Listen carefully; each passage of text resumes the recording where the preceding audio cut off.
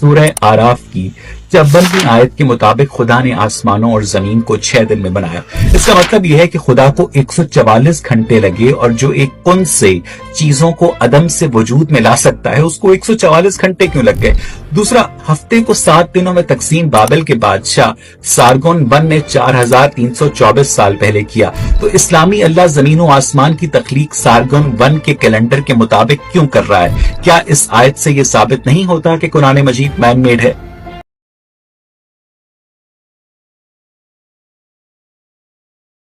बिस्मिल्लाहिर्रहमानिर्रहीम।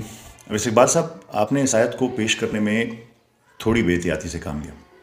आपने जिक्र किया दिन का, जबकि इस आयत में जो लफ्ज़ इस्तेमाल हुआ है वो अरबी का लफ्ज़ अय्याम। लेकिन हम इस पर बाद में आएंगे। पहले ये समझना ज़रूरी है कि आप जिस चीज़ को दिन कहते हैं वो क्या है। आप जिस दिन की बात करते हैं यानी 24 घंटे, वो दरअसल वो मुद्दत है जब ज़मीन अपने महवर पे यानी अपने एक्सिस पर एक कंप्लीट रोटेशन मुकम्मल करती है। और हकीकत में ये 24 घंटे नहीं होते, ये टू बी प्रिसाइज 23 घंटे 56 मिनट और 4 सेकंड का वक्त होता है। और जब ज़मीन सूरज के गिर्द एक ऑर्बिट कंप्लीट करती है तो हम कहते हैं 1 साल गुजर गया, 1 ईयर। और वैसे बात साहब, आप ये भी जानते होंगे कि जब सूरज हमारी मिल्की वे गैलेक्सी के मरकज़ में मौजूद सेजिटेरियस ए ब्लैक होल के गिर्द एक ऑर्बिट कंप्लीट करता है तो उसे हम गैलेक्टिक एयर कहते हैं। वो एक एयर हमारी ज़मीन के 250 मिलियन एयर्स के बराबर होता है। पर ये तमाम हिसाब जो है ये हमारे सोलर सिस्टम के बेसिस पर है। दिन और साल को सोलर सिस्टम के मयार पर नापते हैं। लेकिन अगर आप थोड़ी तहकीक करें, थोड़ा सा गौर करें, तो आपको पता चलेगा कि हमारा सोलर सिस्टम तो बना ही 4.6 बिलियन ईयर्स पहले है, जबकि हमारी कायनात उससे कई पहले बनी यानी 13.8 बिलियन ईयर्स पहले। इसका मतलब ये है कि जब अल्लाह ताला कायनात की तख्लीक की बात फरमाते हैं तो ये सोलर सिस्टम उस वक्त मौजूद ही नहीं था। कोई भी ज़ीशऊर शख्स जिसके पास थोड़ा फ़हम हो, अक्ल हो, उसके लिए ये वाज़ेह है कि अल्लाह ताला अय्याम के हवाले से हमारे रोज़मर्रा के 24 घंटों की बात नहीं कर रहे, बल्कि कुछ और अय्याम की बात हो रही है। ये समझने के लिए आपको क्लासिकल अरबिक की बुनियाद पर लफ्ज़ योम या अय्याम का जायज़ा लेना ज़रूरी है। क्लासिकल अरबिक में ये लफ्ज़ सिर्फ 24 घंटे के दिन के लिए इस्तेमाल नहीं हुआ, बल्कि मुख्तलिफ मराहिल, स्टेजेस, सिग्निफिकेंट इवेंट्स या फेजेस के लिए भी इस्तेमाल होता है। लिहाजा वैसे साहब, आपका असल सवाल ये होना चाहिए कि अल्लाह ताला ने 6 स्टेजेस का जिक्र क्यों किया? 6000 का, 6 लाख का क्यों जिक्र नहीं किया? इससे क्या मुराद है? ये एक मंतकी और मुनासिब सवाल है और इसका मैं आपको जवाब देता हूँ पर साइंस की पॉइंट ऑफ व्यू से, क्योंकि आपने साइंस को ही बुनियाद बना लिया है। तो मैं सवाल जवाब भी साइंस के ज़ाविये से देना चाहूँगा। आजकल जब हम स्पेस के बारे में बात करते हैं तो ज़्यादातर नासा की मालूमात को क्रेडिबल समझा जाता है। पर अगर आप नासा की वेबसाइट पर जाएं और यूनिवर्स हिस्ट्री का जो पेज है उसे पढ़ें तो आप हैरान रह जाएंगे कि उन्होंने भी यूनिवर्स की क्रिएशन को 6 स्टेजेस में बयान किया है कुरान करीम की तरह। सबसे पहले कॉस्मिक इन्फ्लेशन, फिर न्यूक्लियोसिंथेसिस, फिर रिकम्बिनेशन, फिर फोर्थ है dark ages, fifth first stars और सिक्स्थ है रीआयोनाइजेशन। ये 6 स्टेजेस नासा के मुताबिक बनाए गए हैं। आप खुद कहते हैं कि साइंस 10⁻⁻43 सेकंड से पहले जो ज़र्रा था उसके बारे में कुछ नहीं जानती। वो कहाँ से आया, कैसे आया, कुछ नहीं जानती। साइंस के पास उसका कोई जवाब नहीं कि वो आया कहाँ से। कुरान करीम उस ज़र्रे के बारे में कहता है जिससे पूरी कायनात बनी कि उसे हमने कुन फयकून से पैदा किया। लेकिन उसके बाद अब तक की कायनात तक कुरान करीम कहता है उस ज़र्रे से इस आज तक की कायनात तक 6 स्टेजेस लगे।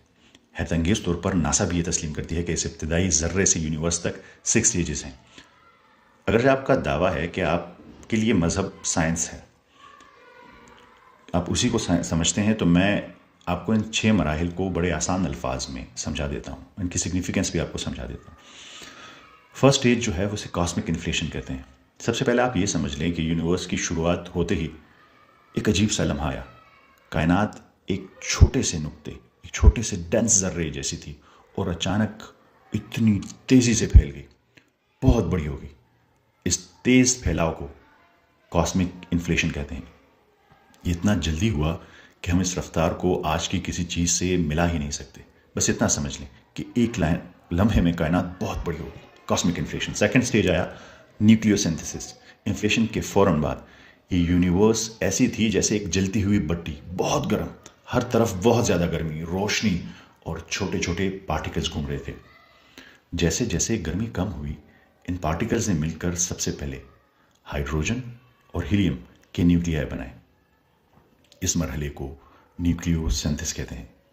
न्यूक्लियोसिंथेसिस। समझ लें कि यूनिवर्स ने अपने पहले सादा इंग्रेडिएंट्स या अज्जा बना लिए थे, बिल्कुल वैसे ही जैसे आप किचन में कुछ पकाएं और उसके लिए इंग्रेडिएंट्स तैयार करके रख लें और अभी खाना ना बनाया हो, ऐसे ही। इसका मतलब था कि न्यूक्लियस या न्यूक्लियाई बन गया था, लेकिन एटम बनाने के लिए आपको इलेक्ट्रॉन की भी ज़रूरत है, उसके साथ इलेक्ट्रॉन को भी जोड़ने की ज़रूरत है। और वो आया थर्ड स्टेज में, जिसे हम कहते हैं रिकम्बिनेशन। Third stage recombination. 3,80,000 साल गुजरे तो यूनिवर्स काफ़ी ठंडा हो चुका था। अब इलेक्ट्रॉन्स जो पहले इधर उधर भाग रहे थे, इन्होंने न्यूक्लियाई के साथ जुड़कर पूरे एटम्स बना लिए। और जैसे ही एटम्स बने, यूनिवर्स की धुन छट गई। रोशनी पहली बार सीधे सफ़र करने लगी। इसी रोशनी की झलक आज भी हमारे पास है।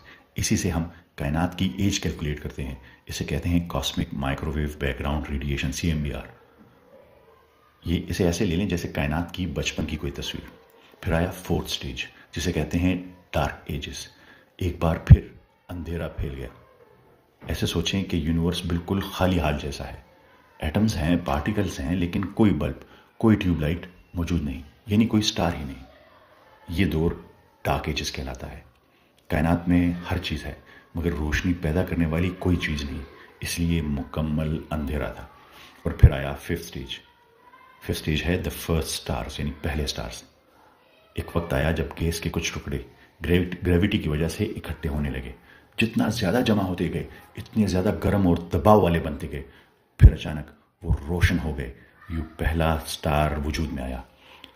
ये सितारे बहुत बड़े और ताकतवर थे। इन्हीं के ग्रुप से पहली गैलेक्सीज बनी। इसके बाद यूनिवर्स में रोशनी की दावत शुरू हो गई। सितारे बन गए। लेकिन हमारे प्लैनेट्स, वो कैसे बने जिस पे हम रहते हैं? उसकी इब्तिदा फिफ्थ स्टेज में हुई, लेकिन वो बने सिक्स स्टेज में, जिसे कहते हैं री आयोनाइजेशन। इन नए सितारों की रोशनी इतनी तेज थी कि इसने इर्द गिर्द मौजूद जो हाइड्रोजन एटम्स थे उसको दोबारा तोड़ दिया और इनकी आयोनाइजेशन की। इसीलिए इस दौर को री आयोनाइजेशन कहते हैं। यानी यूनिवर्स की पुरानी धुन पूरी तरह साफ हो गई। अब रोशनी खरबों मील तक आसानी से सफ़र कर सकती थी। नए स्टार्स बनते थे, कुछ अर्सा चमकते थे, फिर फट जाते थे।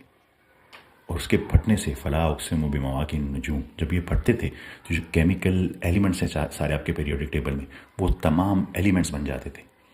और उसी एलिमेंट्स से मिलकर ग्रेविटी उसे प्रेस करके हमारे प्लैनेट्स बने और बाद में उस पर ज़िंदगी शुरू हुई। और यही मिलते गए और गैलेक्सीज बनाते गए और नई शक्लें बनती गई। और करोड़ों साल बाद हमारा सोलर सिस्टम बना।